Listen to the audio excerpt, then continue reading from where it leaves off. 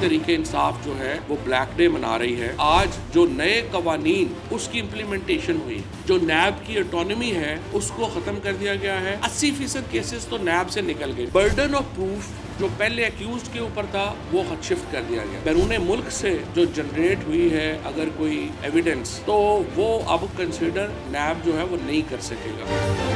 बीवी, बच्चों, रिश्तेदारों या किसी और के नाम के ऊपर अगर कोई एसेट है उसको कंसीडर नहीं किया जाएगा। जो आपके नॉन सोर्सेज ऑफ इनकम है उनसे ज्यादा गुजार रहे हैं उसको भी जुर्म के तौर के ऊपर खत्म कर दिया गया है। आपने मनी ट्रेल देनी थी अगर आपने कोई एसेट खरीदा है, मनी ट्रेल की शर्त जो है वो खत्म कर दी गई है। अब जो FIR है वो नहीं कर सकेगा नैब, और पहले उसको इंक्वायरी रिपोर्ट जो है वो देनी पड़ेगी और कोर्ट में वो लेके जाएंगे। 6 महीने में अगर इंक्वायरी रिपोर्ट फाइनल नहीं होती तो केस जो है वो वैसे ही खत्म कर दिया जाएगा। साबित करना होगा कि ये फैसला ब्यूरोक्रेट ने लिया था और उससे उसको मॉनिटरी बेनिफिट हुआ था।